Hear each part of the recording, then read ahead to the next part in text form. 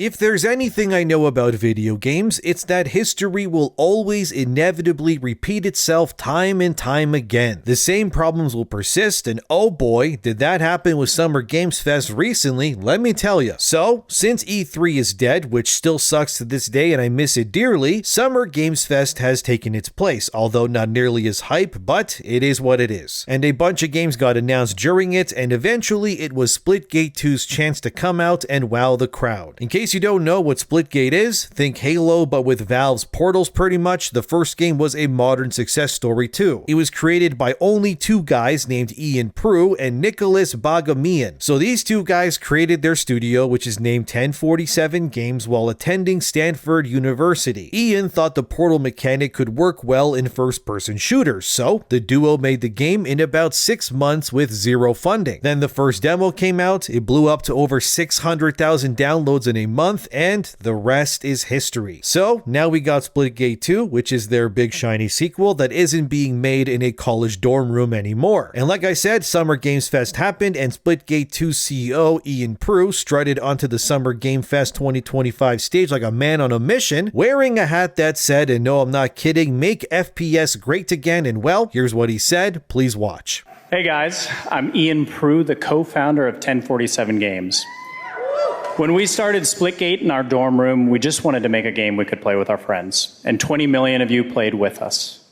Now, with the help from our amazing community, we've built Splitgate 2. Why? Because I grew up playing Halo, and I'm tired of playing the same Call of Duty every year, and I wish we could have Titanfall 3. With Splitgate 2, we asked ourselves, how would we take portals to the next level? What if you could portal to entirely different worlds? So we combined the action, movement, and gunplay of arena shooters with the scale and intensity of something much bigger. Splitgate Battle Royale launches free right now, and it's f***ing awesome. Yeah, so this moment kind of made the internet rise up and have a few things to say. First of all, Ian Prue bashed Call of Duty, which I mean is fine, it's Call of Duty, and then pined for other games like Titanfall 3, and hyped his game as the savior of online shooters, and now players are effectively attacking Splitgate's devs and downright just calling for others to boycott it. So when you make a statement like this, you better be able to follow through with it. When answering a fan, prior to this event, Splitgate's official Twitter page answered a fan and said this: "It's not a campaign, think bigger." Oh, what could it be? What revolutionary idea could Splitgate 2 be cooking and adding to first-person shooters? And it's a battle royale. So all that talk of making FPS games great again, and they just did the exact same thing that Call of Duty and so many others have done already. Yeah, so as you would expect, this didn't go over well at all. People started clowning on Splitgate 2 pretty much everywhere, because you can't exactly claim that you're for the players and you're here to revolutionize first-person shooter games when you're just doing exactly what everyone else is doing and also charging an arm and a leg for cosmetics. Sure, the game is free to play, okay, but the prices are, well, they're not good, fellas, as this one user pointed out, which details that Splitgate 2 has not one, but 3 currencies in-game that you have to grind for or pay money, a full battle pass like every other game like it, and even has cosmetics like your portal being able to be the color white for the low price of $34, and that's real, by the way. I assume that's American, which means that this white portal is $40 plus Canadian, if you can believe it. Egregious doesn't even begin to describe what 1047 Games has done here, and I just gotta say it how it is. This is embarrassing, because the only, I guess, unique mechanic of Splitgate 2 isn't even their own mechanic that they cooked up in the first place. They just ripped off Portal from Valve and combined it with Halo, and hey, I'm not saying that that isn't a cool combo or anything, but these guys are actually acting like they just discovered fire before the rest of us or something. But this then begs the question, which is, if Splitgate 2 is here to save FPS or just cosplay as the same old cash grab like everything else before it. So this then led to Ian Prue, the CEO, having to issue a statement on social media which reads, "I'm not here to apologize, but I am here to clarify clarify, this is not a political statement, it is quite literally what it says. So take it at face value, the state of multiplayer first-person shooter games is tragically stale. We hope to fix that whether you want arena, battle royale, onslaught, or map creator. And look, fair enough that Ian wants his game to shake things up, I'm all for that. However, this kind of went down in the worst way you can possibly imagine. The hat wasn't being taken at face value, instead it actually just divided people and insinuated that 1047 games were Trump supporters. And like I said, people are not happy, and I'm not here to crap on Splitgate 2 and say, oh, you shouldn't play it. However, the more I look into it, it's very clear that video games truly have become a flat circle when it comes to pretty much everything. And the pushback got so bad that even Forbes had this article titled Splitgate 2 CEO Won't Apologize for Make FPS Great Again hat. As I showed you already, Ian won't back down for wearing that hat. However, the entire thing has completely blown up in the wrong way for 1047 games. Like, okay, Ian, we get it. FPS games are pretty stale these days, I admit, and you are trying to be the hero to fix it all. But dude, did you have to wear a hat that's a walking lightning rod for people like this in the games industry? I'm not trying to say you can't express yourself. However, these days I think it's best to ensure that your game is not political in any way, especially when it can be detrimental to your game. And it doesn't matter either way, by the way. I hold the same belief. Whether you're right, left, upside down, just don't do it, because either way, you're gonna be alienating someone from playing your game. And all Ian really had to do was come on stage and say that he hopes his game can be the shot in the arm that the FPS genre needs right now, and be super happy and grateful and positive, and hopes that people checks out the game, and then that's it, and then just walks off. Because this is not the time, especially right now, to be dividing people no matter of any side. But like I said, the games journalists and even some players are now out in full swing trying to completely cancel Splitgate 2 now. Like, it's a boycott, dude. It's so bad. So unfortunately for Ian, he turned a game reveal into a political statement, and the next time I suggest maybe just stick to a baseball cap that maybe says, I don't know, Portals rule or don't hate, just gate. Either or would be better than what you did here, because like I said, they are dragging you guys on social media, and that's putting it lightly. So, okay, Splitgate's 2 big pitch is they want to revolutionize the FPS genre. The original Splitgate, credit is due, was a breath of fresh air when it launched in 2019 and then hit its peak hype in about 2021. And Polygon even called it one of the best games of that year. And then fast forward to 2025 and 1047 Games is back and promising to take Portals to the next level. But this then begs the question, which is, does it actually change anything meaningfully? Splitgate 2's got Portals, sure, and a new crouch sliding mechanic that Ian Prue, the CEO, bragged about to other websites, saying that they carefully analyzed crouch sliding in games like Apex Legends to really nail their version of the mechanic, which is cool, but didn't Apex already do that? And then there's the factions, ability-led teams things that has some fans worried that Splitgate 2 is going to feel too much like hero shooters like Overwatch, or I hate to say it, but even Concord. But then Ian Prue told PC Games End back in 2024, as this article reads, Splitgate 2 CEO says portal popping shooter stands out from FPS rivals. Ian Prue would then say this, I think that's just the easiest way to talk about something new, right? It's to compare it to what exists. I'm talking to a friend about a new game, like I'm going to compare it to something because we're then speaking the same language, right? However, I don't think our game is very similar to anything out there, which is okay, fair enough. But the sweet irony is they drop a battle royale trailer that is set to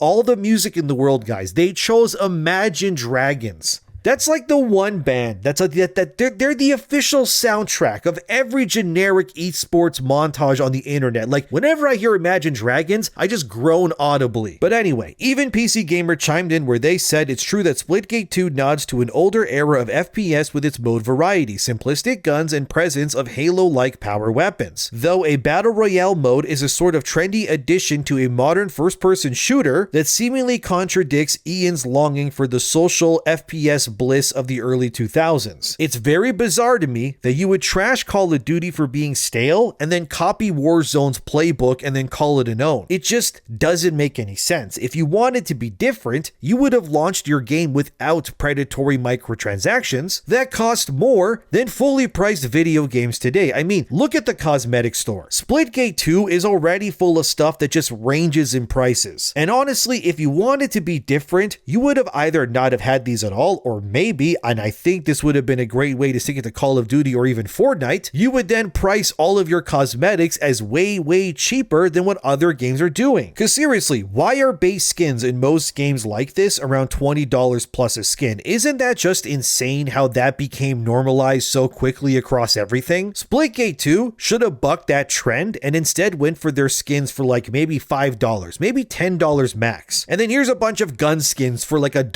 or $2 max. And then that would have been actually pro-consumer and showed that you actually wanted to change things for the better for FPS as a genre by not charging insane prices for what you have on offer instead. And I really hate how games that are free to play just get away with this. Like, is free to play really the better alternative? If it means that every skin or cosmetic costs like a fourth of a whole game now, like what are we doing? But instead, Splitgate 2 has some very egregious microtransactions instead. Look at the currencies, by the way, here that are on screen. As you can see, you can buy split coins, that's their money, I guess, from $4 all the way up to $80. And if you buy $80 in split coins, you should be blood-eagled in the street, or maybe lobotomized at the very least, for buying digital currency at such a high rate like this. I mean, Charlie Intel even shows here, as you can see, that Splitgate 2 has a bundle at launch for $80 in their free-to-play game. And the biggest insult to me, besides the price, is that none of this even looks very good. Why would I pay $80 to look like this mental asylum patient that's wearing a swimming cap? At least make the skins look awesome. That's the other problem with Splitgate 2 actually, which is that one look at this game's art style and the characters' models especially and everything, I don't know if it's just me, but it all just looks zesty. Like, look at this guy on screen with his pink and blue hair and goofy smile wearing pink and blue armor too. This, to me anyway, doesn't really scream make FPS great again. This instead, it honestly looks like someone who worked on Dragon Age Veilguard got hired as a character artist at their studio. If Splitgate wanted to truly stand out, they would have made their game style more badass and maybe more rugged, because every online shooter now has this colorful art style to them, which I'm not saying is a bad thing. But Splitgate 2 doesn't exactly stand out when you place it up against Apex or Fortnite or the finals or anything else really. Instead, Splitgate 2, it just kind of looks like someone vomited rainbow paint on a first-person shooter. And who knows, maybe you're into that, but for me, this game's art style, it just gives me the red flags that has also made me avoid other games in the past for a really long time. I'm not saying that the game needs to be super realistic, but come on, man, if you showed me this blue pink haired guy and I didn't know that it was already from Splitgate, I would have thought that he was from, honestly, I'm not kidding, like a toothbrush commercial for kids or some throwaway skin on like a Fortnite battle pass. But then you got articles from Games Radar like this saying that Splitgate 2 snatches defeat from the jaws of victory, channeling Borderlands 4's Randy Pitchford by upsetting fans, and they're right. And bless your heart, okay, CEO Ian Prue, but dude, you said that you wanted something like Titanfall 3, but you instead gave people Apex Legend 2 Portal Edition instead. I mean, what's next? A $50 portal gun skin that maybe glows to the beat of Radioactive by Imagine Dragons? That's a joke, by the way. Please do not do that, for the love of God. But the real portal in this game is actually to your wallet. Splitgate 2's free to play, which is maybe great to jump in and portal around and frag some freaks at no extra cost, but it does you no favors when PCGamesN.com, for example, posts articles like this one stating that Splitgate 2's Steam reception has dropped to mixed following how greedy the online cash shop is at launch. Of course, some people are defending Splitgate 2, like Jake Lucky, who's known in the online gaming space, who came to the defense of Ian Prue and said this: "I don't think that $80 skin bundles are the move for any game, and I'm sure the devs now understand that. But this all feels super inflated just because a guy said he wanted to make FPS gaming great again. We will never see a Call of Duty competitor at this rate because the community won't even allow it a chance." I don't think that's the point here. It's that Call of Duty players won't give maybe Splitgate 2 a chance. It's that when games come out that attempt to rival Call of Duty that get announced, they all tend to do moronic things that don't necessarily shake up the meta, if you will, to really make those accustomed to Call of Duty to really want to try anything else. Splitgate 2, like I explained, has all of these issues and controversies now, unfortunately. Yes, it is too early to say the game will die for sure, but all of this when you launch is not a good look. Apex Legends, even, which was also touted as the COD killer back in the day, has also had its own problems too. It had expensive as hell microtransactions, like this one back in 2019 where the Iron Crown event that costed $170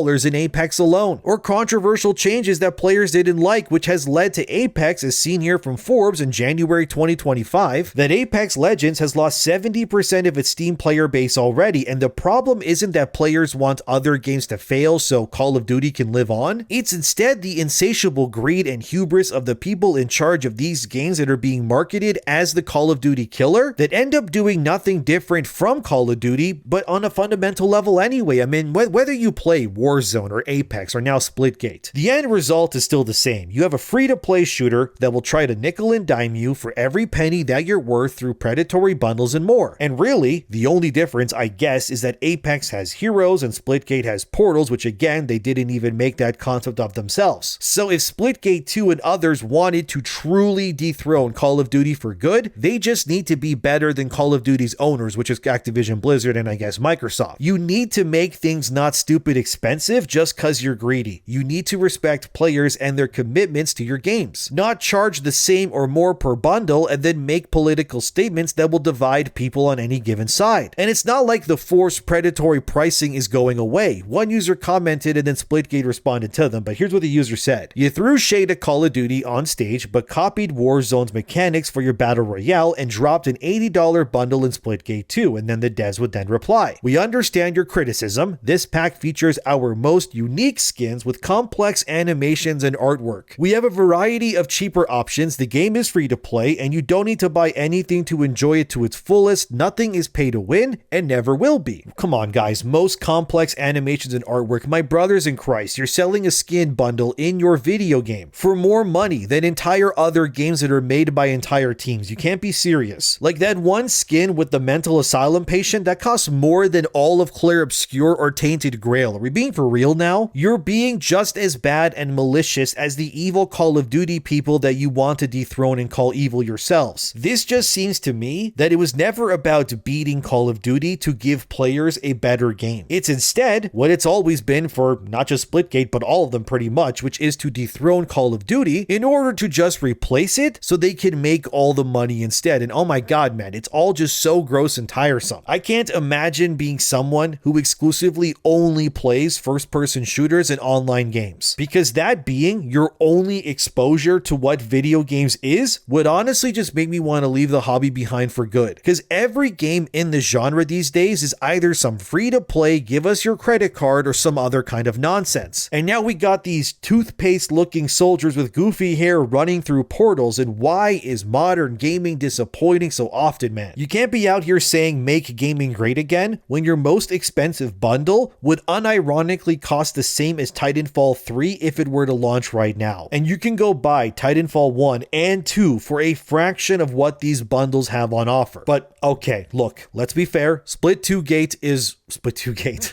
Okay, but let's be fair. Splitgate 2 isn't all bad. The portal mechanics are still slick and all about flanking the enemies and defying gravity and pulling off these jaw-dropping aerial kills. It's obviously there to excite players, and I get it. And it has stuff like the arena modes and onslaught and map creator, which yes, gives the game variety, and that's great. I'm not saying that people should make this game fail or anything. However, we have to be serious here when it comes to what it can be allowed to do. And I think calling this a revolution is a bit much. It's Halo with portals, Apex with sliding, and just a repeat of Call of Duty's cash shop. And let's not forget, guys, that first-person shooters as a genre isn't even stale, really. There's plenty of cool games you can play. You have Doom the Dark Ages that just dropped. You have Doom 2016, Doom Eternal. Those are great games. You have the Finals. That's been killing it. And indie games like Bolt Gun or more are out here that are filling the space in first-person shooters, you know, that aren't just all the same thing, that aren't just all battle royale games with cash shops. Because not every first-person shooter needs to be that, but it just seems to be that when you say you're the savior, but you're doing the same thing, people are going to call you a hypocrite, and honestly, it is kind of deserved, unfortunately. And sure, okay, Splitgate 2 could be really fun, but is it a revolution? Come on. At best, this is at least a remix, and an expensive one at that. You're not saving first-person shooters, you're just portaling us all back to 2018's Battle Royale craze, but with 2025 pricing. So, where does this leave us exactly? Splitgate 2 did have the chance to be this game changer that it always wanted to be. The portals and the faster gameplay and a love letter to Halo and stuff like Titanfall. But Ian Prue's Make FPS Great Again hat and the big promises, they all got drowned out by a hypocrite hypocritical battle royale reveal. And then you had Imagine Dragons of all things, and now an $80 skin bundle that has turned this game's reveal into a nonsensical nightmare instead. Sure, the game's got potential, but it's still going to be tripping over its own portals trying to do everything at once instead of just focusing in on what makes it truly unique and actually offering something that could genuinely make it that shot in the arm that this so-called genre needs so badly. But claiming that it's a revolution when it's more like a reskin with extra steps is ridiculous to me, and it's not going to help it in the long run. And Splitgate 2, as seen here on Steam, has hit a high point of around 25,000 players within its release. And mind you, this is where it's at currently on Saturday, June 7th, as I'm recording this video. So the game came out during the weekend when people have time off, and it's not even reaching numbers of other more recent and actually priced multiplayer offerings like Elden Ring, Night Rain instead. So, does Splitgate have a future? Yeah, maybe, probably. I think if they take the criticisms to heart and pivot everything and remember to never inject political nonsense into their games or on stage in the future, they could probably turn this all around. But as of right now, this is a really bad first look, and in an industry where first impressions are really everything, right now Splitgate is clearly pretty split between who wants to play this and who doesn't want to support it on principles alone. And by the way, in the future, I don't care what your politics are, don't wear or do anything political on stage when announcing your games in the future, okay? That's for everybody. Just don't do it, okay? Just don't. Just be neutral, say that you're happy that people get to play your game, smile and wave, and then just go enjoy your success. But what do you think about all of this? Let me know in the comments. Subscribe. Have a wonderful day. Thank you for watching, and I'll see you in the next one.